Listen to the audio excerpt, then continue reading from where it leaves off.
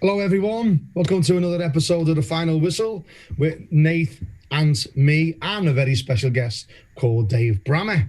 For those of you who don't know Dave Brammer, it's been a real good friend of mine for nearly 30 years.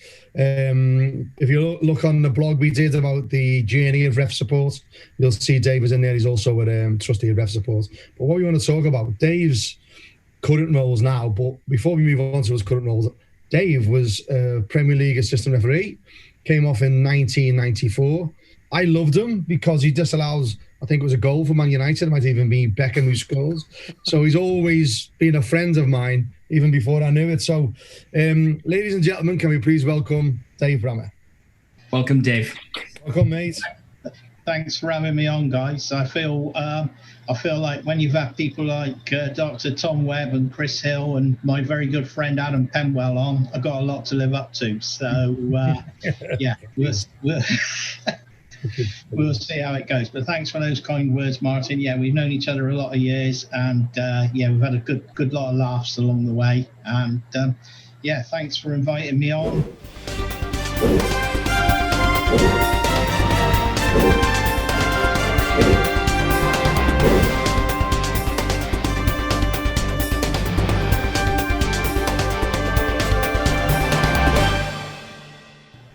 Current role, just to let you guys know, is that I'm a contributory and supply league observer and finance director of the Toolstation Weston League and the Southwest Pool of Match Officials.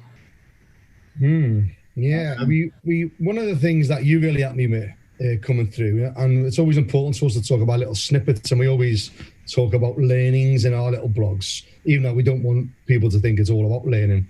Our blog's always about having a crack and everything else. But when I got on a football league, picked that one up, just by the way. Well, I know no one had got into Western Supermare. No one has been on for a while. And I just thought everyone got on a football league. I just thought it was a journey because, I wasn't really involved in those circles. I was a footballer by heart and probably still am. And because I've always been gregarious, have a crack and blah, blah, blah, I can't shut me up as most people know. Dave gave me a bit of advice that was just a little bit of advice that we can pick up from all these people in our networks. And he said to me, Scouse, when you go to a game, if the referee's a quiet lad, be a wallflower. You also be quiet. If he's up for the crack, then have a crack. Don't try and go in there being all gregarious and having a crack when he's quiet because some lads want to switch on. But that held me in good stead. And when I started coaching, it's really helped on just a little snippet of information about blending in with the team of three. I just always thought that was an important piece of information, that Dave. Yeah, I think it's something that both in professional life and in football, it's always held me in good stead that you just try and read people. And I think it helps with controlling players as well at the end of the day. If you can read the type of person that you're dealing with, you know whether you can be placatory or whether you've got to be whether you've got to be strong with them, whether they're the kind of arm round the shoulder player or whether they're the ones that are saying, right, that's it, you've had your lot now. And so yeah, reading people, big part of refereeing completely, and controlling your own body language and reaction to things can only help you. Well, one of the things I wanted to kind of pick up on was the fact that you talk about the side of being an observer and being really, I suppose, a friend to referees in terms of that little bit that you've given Martin, and I'm sure that you've given hundreds of other referees a lot of other little bits. But that's one of the things that I think is really important from an observer, is it's somebody that actually gives you really valuable and useful advice and not just be critical, because I think that that's a negative stereotype that a lot of sort of observers get, is he's just looking to find fault and he doesn't want to be constructive and help us grow. So that's kind of one of the questions that I had when I was sort of thinking about one of the things that it would be good to talk about was, what's one of the things that's sort of key in your mind when you're thinking about having a relationship with a referee and actually helping them develop and giving them little bits like you give Martin?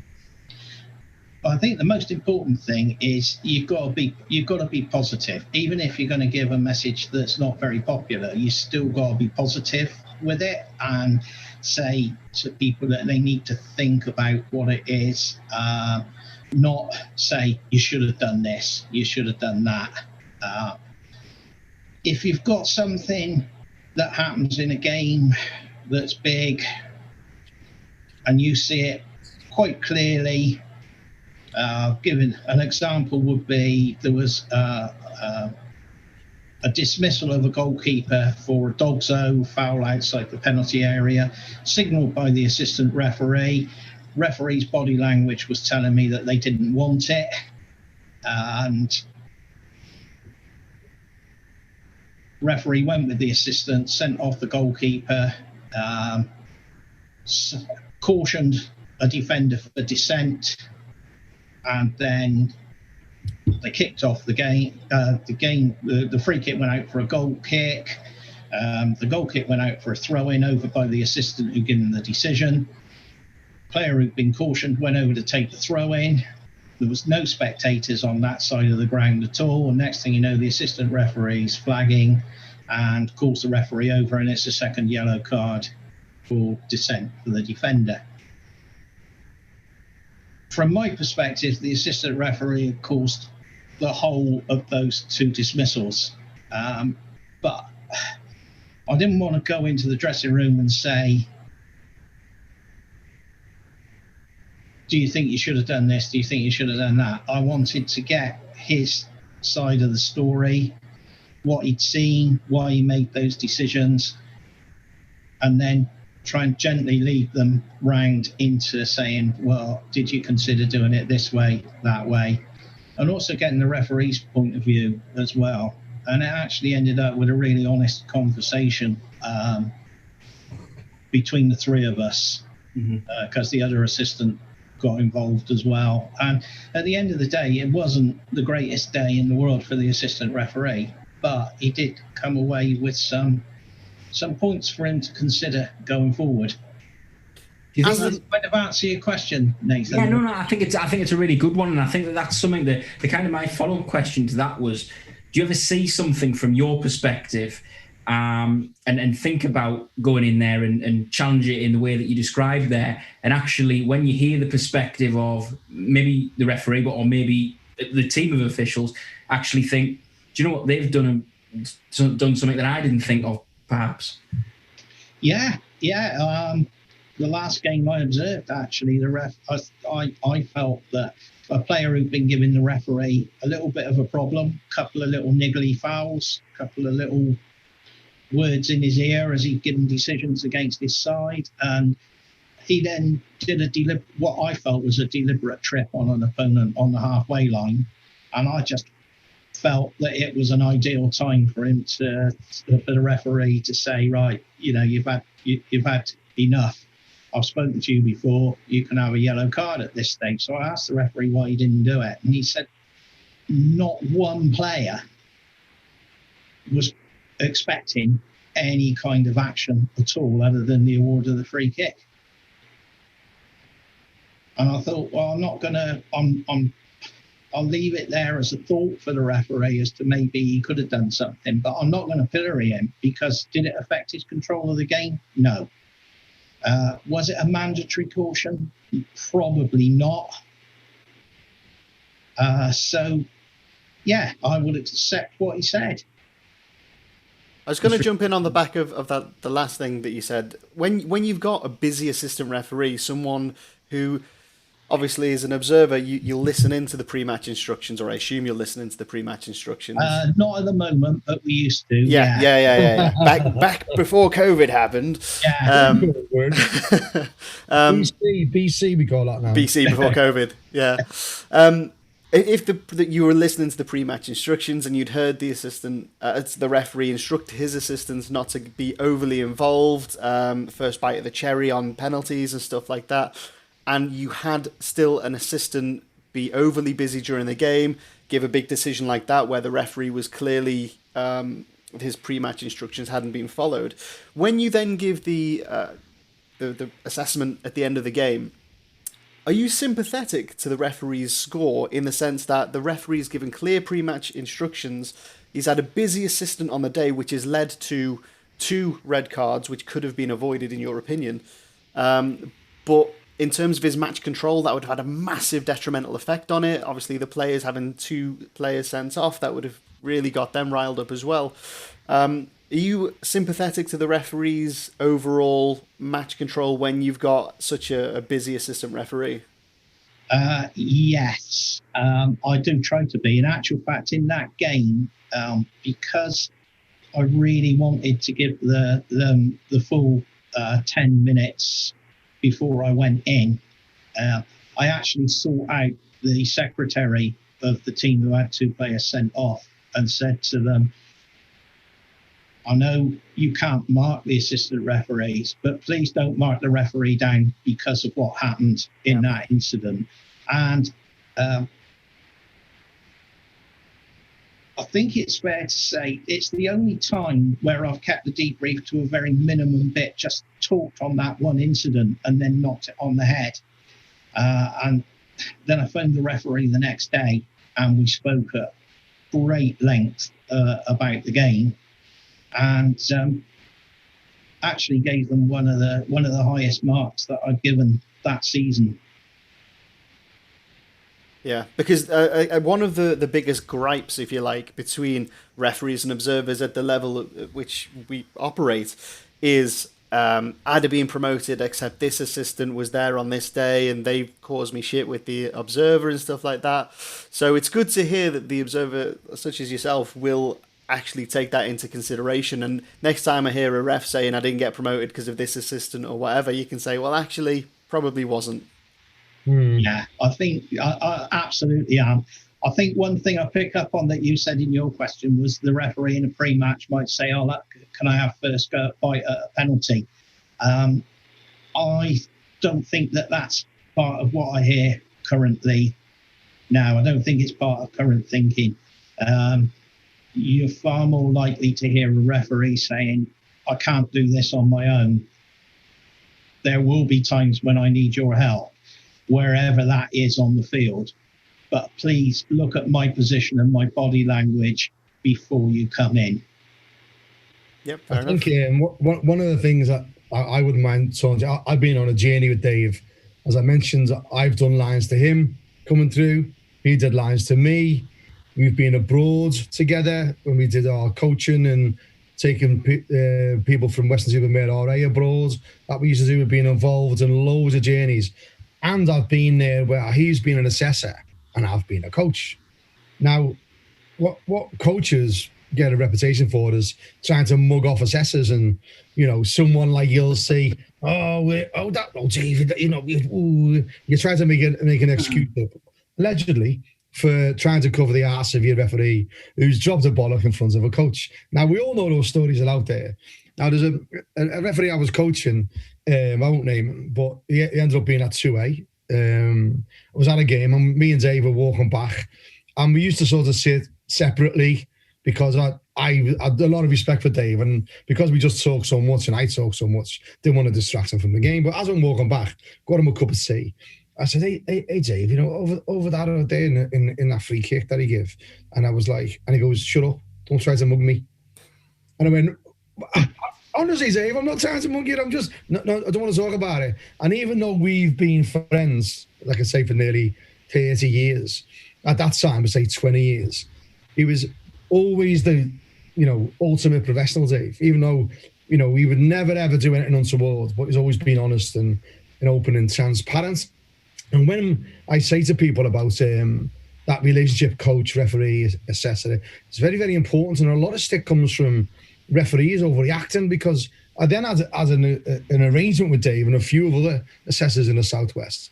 And because they would say, oh, Scouts told me to do that. And Dave would go, really? Well, that's not the answer you give someone. Any referees who were listening and who got an assessor there, never ever say, oh, I did that because my core coach told me, or my so-and-so. The worst thing you can say, because I said to Dave, if that happens, stop the debrief and say, right, I'm going to phone Scouts on my own, and I'm going to tell him if he did say to say that. And it really worked, didn't it, Dave? Because people were genuinely trying to blame their failings on the coaching system, when really coaching's about making you a better referee, not getting you a good observer mark. And you were always crucial to that with me, Dave. And I think what is so true about that it's now that is advice that the FA actually give out. But it stemmed from Martin. The advice was, if somebody says my coach told me to do that, then you cut it off there and speak to the coach. Yeah, it's really important part of that relationship, and you come through, assessors and observers, coaches all come through together. They all know each other, and you've got to be, if you try to mug off assessors, any coaches out there, the referee gets up there, you get all the glory. Oh yeah, he's in my group. You get a lot of people doing that, and then he comes back down again, him or she. That's no good to anybody, is it? You've got to prepare them for that level above. And what I used to do with Dave is, in the summer when we had pre-season friendlies, the lads who'd been promoted from 4 to 3 or from 3 to 2B, I used to take Dave, say, Dave, come on, let's go down. We'll have a couple of pints after the game or whatever. He'd have a couple, I'll drive, or vice versa. And he'd do a mock assessment. So we'd prepare that referee from 4 to 3 or 3 to 2B for the assessment above on a pre-season game. And it really got them sort of acclimatized to A, the relationship, B, the expectations, and C, the professionalism of what you need to be. And Dave was always vital, and a few other assessors with me on developing that. I think it's a really good thing. I know coaches, and obviously very great friends with Martin, but other coaches, you develop a good relationship with them, and you develop that by being honest. And a very good friend of mine in refereeing circles came off the Football League line through age, and he started going observing, and he said, I can't do it. He said, I cannot go into a dressing room and criticise what a friend of mine has done. And I said, well, you don't have to. It's not a case of criticising them. You've got to help them. And if you're honest and they're a proper friend, then they'll accept what you say. They may not accept it on the day, but in a couple of weeks' time when they've reflected on it, then I'm sure that they will. And the other thing that you've got to do is it's a blank page. In 20 years of observing, I've never read an observation that I've done on a referee before I go out and see him again. So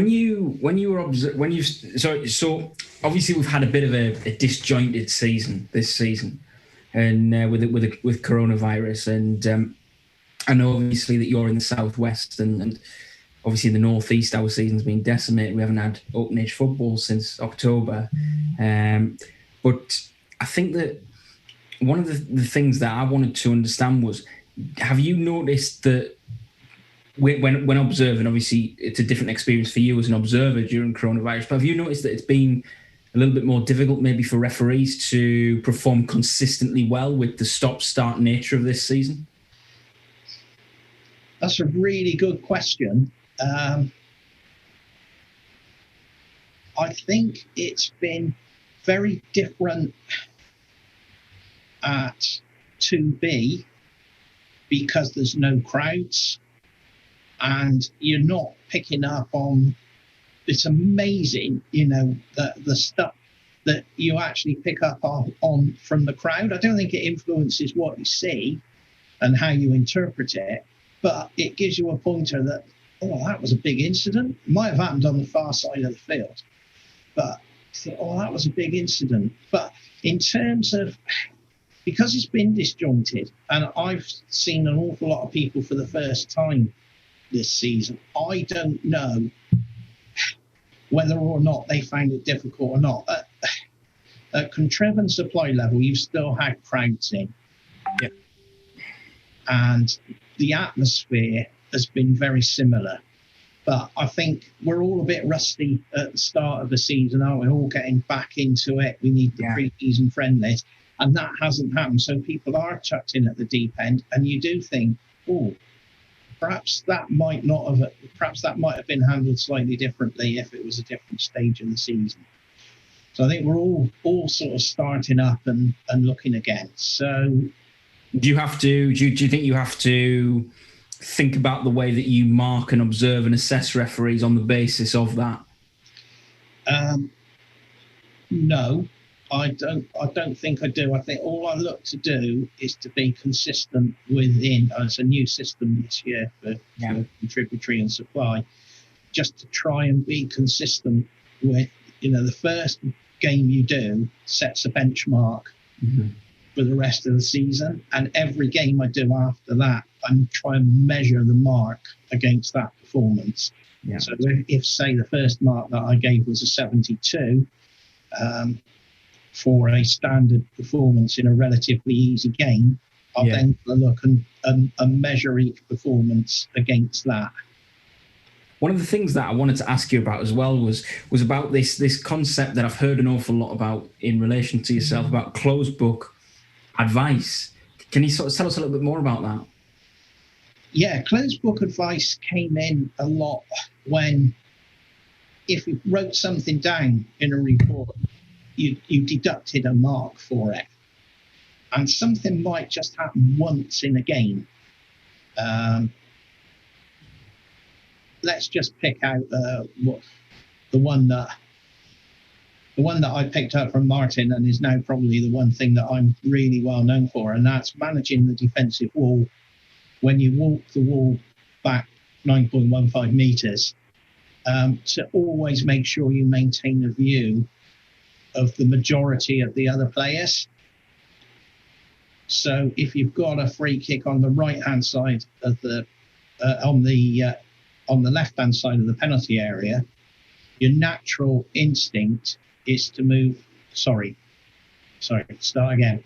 If you've got a free kick where your defensive wall is lined up, and your natural patrol path would take you, so you turn your back on the majority of the players to look at your active assistant, that I would view as not being the best practice. I would sooner that you walk to the right-hand side of the wall, turned your back on your active assistant, but kept a view of all those players who were digging each other in the ribs with elbows, doing a bit of shirt pulling, pushing and tugging, that kind of thing. Now, it may be that the referee decided, no, I'm going to do the traditional method, walk to the left-hand side, turn my back on all those players, but they just stand there and they're waiting for the free kick to be taken. So the advice would be, that's not the best way to manage the defensive wall, but nothing happened, nothing went wrong in your game, so I'm going to give you that as a bit of closed book advice. It's not going to cost you anything on your game management or your overall mark, but it's just a little bit of advice that will help you, or hopefully help you in the future. Yeah. That's mentoring, though, isn't it? It's like I wish more observers would do that, in the sense that not everything that comes out of the observer's mouth is going to be positive or negative to your score. Sometimes it's just, as you say, this closed book advice. That's something for you to take away and think about. And it's really important. And we talked the other week, I know you watched it, Dave, about the Goldilocks clip. When we took, me and Dave went all the way over to the other side of London, to the Midlands, Spartan, South referees thing, and we did that there, all about the Goldilocks. And this falls into that thinking with the wall management. And like Dave was saying, if you go outside the wall, wherever it is, we always think go outside the wall to manage it. You're always looking in, and you can see the players. For instance, if you're on the same side as the lino when you go inside, and all you're looking at is 4 players in a wall in your lino, well, none of them's going to cause you trouble. The 4 players are not going to hit each other, are they? On your lino isn't certainly going to hit. Well, I hope he wouldn't. But behind you, you've got all kinds of shenanigans going on. So it's having that priority where when you look in, you see linos, ball, goalkeeper, everybody else. It's that simple little bit of like nugget. And then we bounced a lot off Dave. We also feel sometimes people lose the essence of what assessing is and observing is. It's about making you a better official, not finding a mark. I've seen it in assessors meeting. I used to go there, and at the end saying, how can I write up a 68? No, you're not there to write up a mark. And that's why what the FA's done really, really well with the observance scheme at higher levels is that they've sort of curtailed it where you can get brownie points for not cautioning. Applying law isn't just about getting your cars out. a playing law is decided not to caution in certain circumstances because it wasn't a mandatory caution, or you use your skills to keep control of the game without sanctions. And I think that's where it's all come from, mate, isn't it? Yeah, I think absolutely. And the new form that the FA have brought down from 2B for this season really helps feed into that. And it's one where you fill the form in and it marks itself. You don't actually have to be thinking, oh, now was that standard 7 or was it above standard 7.5 for that section? It actually, you write it in and you think, right, is there enough evidence there to tell me that was above what I expected? And it's the same form, but what you'd expect a level 2B to be doing is different to what you'd expect a level 4 to be doing. So a level 4 could do something in terms of stepped approach. You could quiet word, public word, captain, caution. And you'd say that's outstanding for a level 4 to be able to recognise that and do a persistent misconduct caution. Whereas with a 2B, you'd probably be expecting them to do that. So you could be looking at a mark of 7 for a 7 for a 2B and 8 for a level 4. Yeah, and that's how it should be, innit? Because if you remember, Ant and Nathan might not remember this, but when the 2B level of refereeing was, before that was brought in, a level 3 did the whole lot. So you'd go from conference, north and south, I keep saying conference, national north and south, show me age, right down to Western League level. Not that Western League's a poor level, but there's certainly a big difference in the expectations of that. So 1 week a referee could go from a Western League game, good enough standards, and then on a Wednesday they're going to Newport at that time, who had big crowds, bigger stadiums, big expectations. And I think when they changed that, it really helped. But obviously they couldn't change the assessor scheme immediately, and I think they recognised it. The FA, when I was involved, is that like really you should be on a different starting point for a level 2B than a 3 inside the same system, so to speak, because the challenges for a Conference North and South, the National League North and South, are very different to that of a Western League or an Isthmian League or that level of football. And I think it was right that they did that, and now they're doing more and more support for the assessors, which is really, really good. Just trying to raise that standard of officialdom right across the board. A real one that I would probably put to both you, Martin, and to Dave would be about, thinking about when you guys were coming through sort of that non-league, I suppose more like contributory league, then coming into sort of the upper echelons of non-league and then going into football league and beyond. Do you think that the system that you talk about now, where obviously 2B and 2A have come in, do you think that has helped with referees who have ambitions to become referees, being able to do lines on those levels as they come through as well, and being able to work with colleagues who are operating at that level too? Yeah, I think it does. I think you learn from running to some extent. I understand and applaud the decision to introduce specialist assistants, but I always felt that I learned at every level I went along from the referee. From my early days of running out on the Bristol and Suburban League, who actually had linesmen, as we were then, on their Premier Division, all the way up through to the Premier League.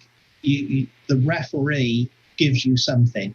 It might be good, it might be bad, it might be something to say, I'm going to try that, and it doesn't work for you, but you never stop learning. I was just about to say to you, Dave, good example of that. Do you remember the incident at Yeovil when I was neighbours as a wreck? I remember it very well, yeah. And how you calmed me down and chilled me. Share with the guys how you did that. Okay, well, it was, I think it was an FA Youth Cup game, wasn't it? Yeah. And the RDO for Gloucester FA, Roger Vaughan, was on the other line, and I think it was one of your first ever lines. And it was played at Hewish Park at Yeovil, which was, for this part of the world, it's quite a prestigious ground to officiate at. And they were playing a football league team's youth team. I can't remember who it was, but they were playing a football league one. And Martin, he wanted to do well because, he obviously wanted to do well, but he was a little bit nervous about it. So Yeovil had some flags in the dressing room, and I happened to notice that one of them was a bit faulty. But I thought, well, okay, I'll ask Martin to give me an example of how he'd indicate for an offside. So I gave him the faulty flag, and he signalled. Fine, and I said, okay, so if it's on the, having done that and I've whistled, if it's on the far side, how would you hold the flag? And held it up like that. If it's in the middle, and you went across like that. I said, if it's near side, and the fault was that the top was off the flag. So so the flag fell off and went on the floor, at which point I said, I'll delete the expletives. Well, you're going to be useless tonight, aren't you, if you can't keep your flag on the stick? And yeah, it was an amusing incident, and it calmed you down a bit, I think, mate, didn't it? It did, mate. It did, and it really chilled me. And you sort of said, look, what else can go wrong today? You've just made an obber of yourself in front of us lot. And what I was getting at is that when you climb the ladder, like you were saying, you do learn off as you climb. You just get acclimatized. And although I do agree, like you said, about specialist assistant referees, I really think they should still give you the option, not just say you have got to choose one or the other, because as you learn, you do pick up some absolute nuggets. And even now, when you get to conference level, not conference, bloody hell, National League level in 2B, and you're wearing comm sets, which we never ever had when we were on the line, just hearing those little communication nuggets that you hear, how referees manage at a level above you. I always thought that was a crucial part of referee development, and it's a shame it's missing.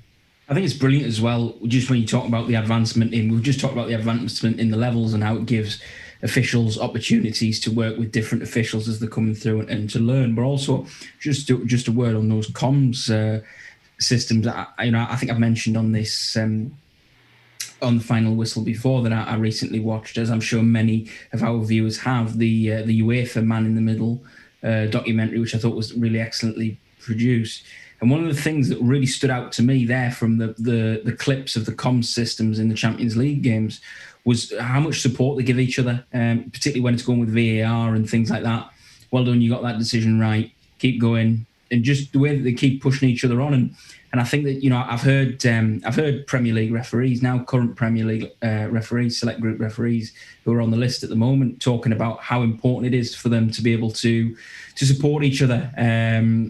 As they go and to keep each other going and saying, keep running or keep going like that and keep going at these areas and things when they switched off. And I think we've just talked about coronavirus as well.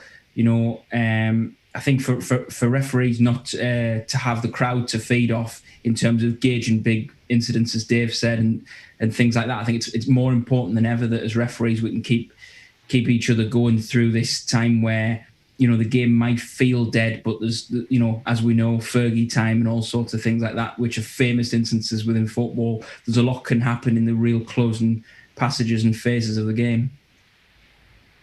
Yeah, I just want to touch on that as well. You say that the select group you mentioned, all very supportive of each other, and it's important to recognise that most referees out there are ridiculously supportive of each other. And I know I'm guilty of this sometimes, is that we focus on when referees will stick the knife in on each other, when they'll criticise each other, when they talk about each other behind their backs. That is a minority. It's a sad minority that it does happen, but it's important to remember and recognise that most referees, regardless of level within the game, are super, super supportive of each other. And it's sometimes so easy to focus on the negative when there is so much positive out there. I think you're absolutely right, Ant. It's a lonely life out there, particularly for the guys on county leagues and local parks. And the support network is very important, and that's why I mourn the loss of referees associations, or even just meeting up in the pub for a pint after a game and discussing what went on in the matches. So obviously, one of the things, Dave, that I'm really, really keen on kind of getting to grips with when I think about yourself and your involvement is, as you touched on right at the very beginning when you were introducing yourself, you're obviously the finance director of the Toolstation Weston League, which is obviously a really important position and one that I could never do with my uselessness with numbers.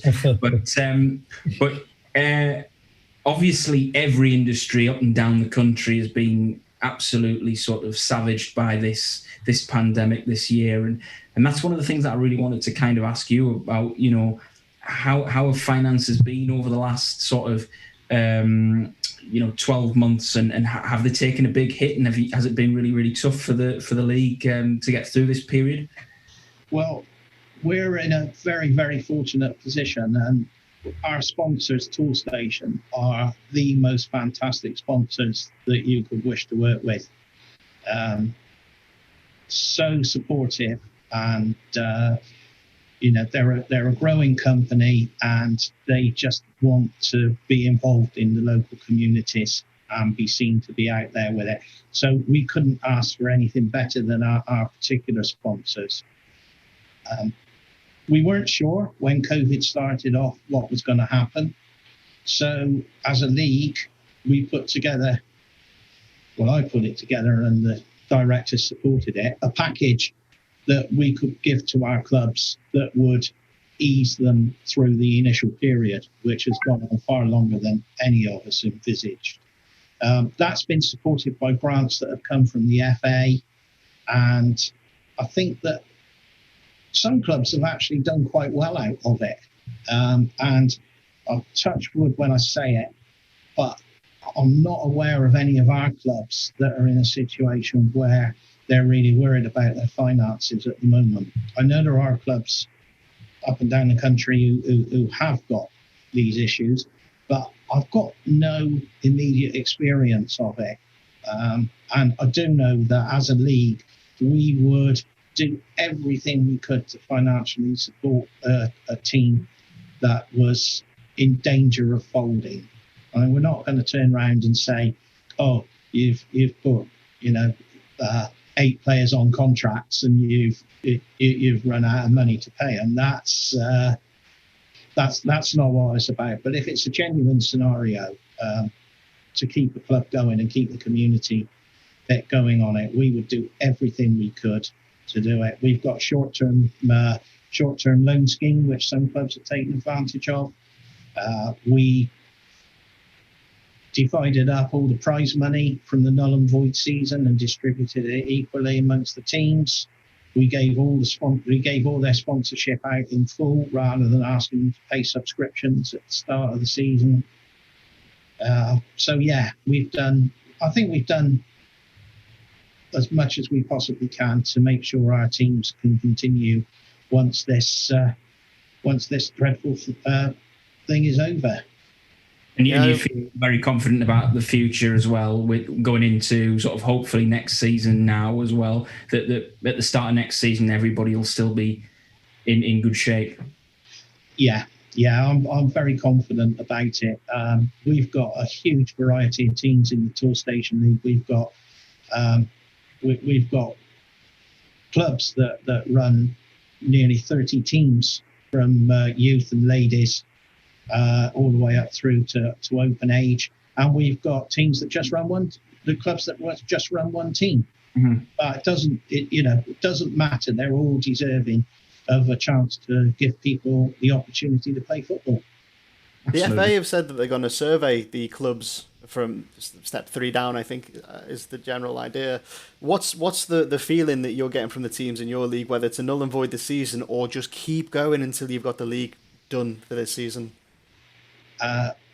In all honesty, the feedback that we've asked for from our clubs was, how many games do you think you'd need to play to have a points per game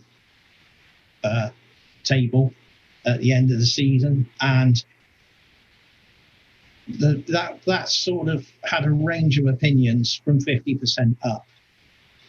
But I think at the moment, because the Alliance Leagues, the Step 3 and Step 4 leagues are surveying their clubs, and those leagues have, I believe, put a recommendation out that they null and void their season.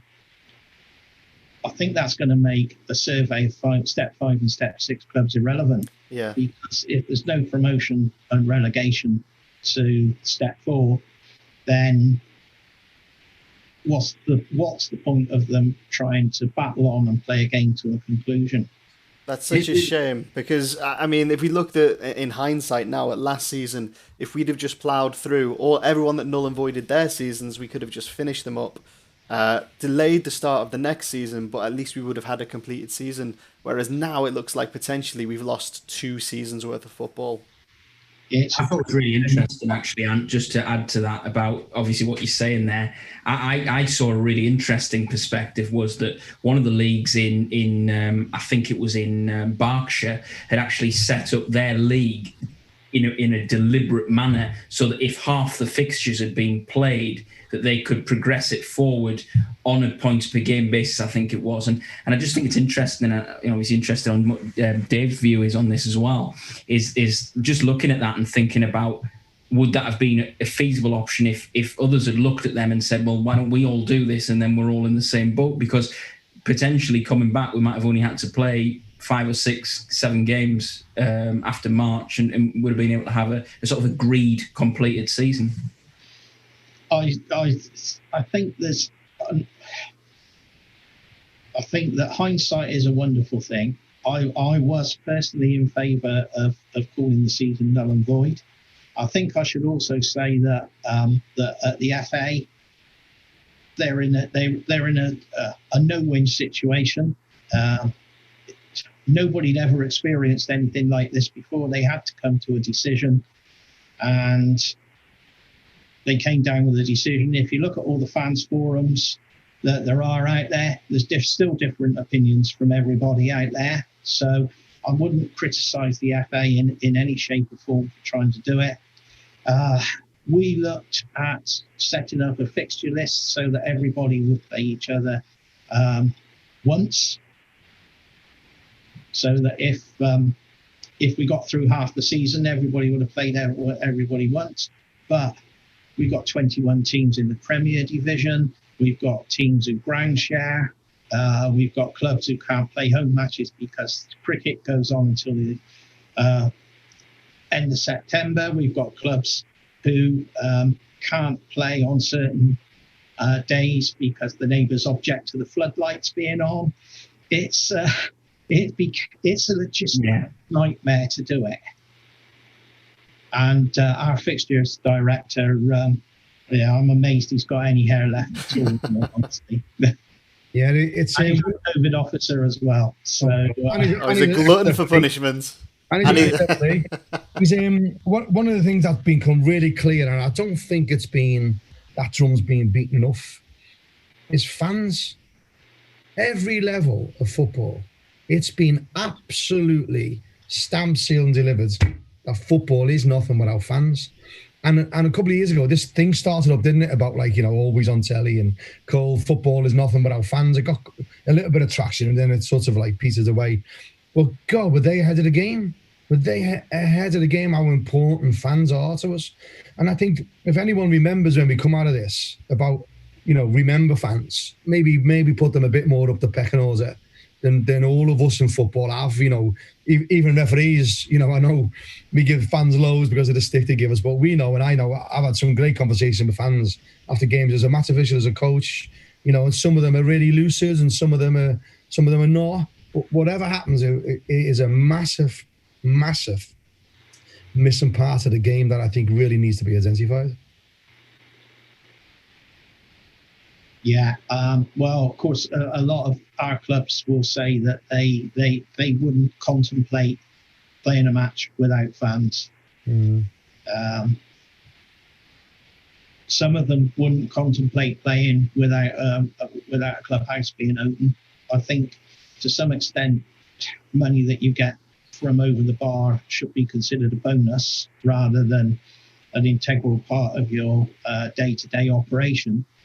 But I don't think teams at our level can function without some people paying to go through the gate, especially when you look at the amount of work that club officials have put in to get their grounds COVID fit.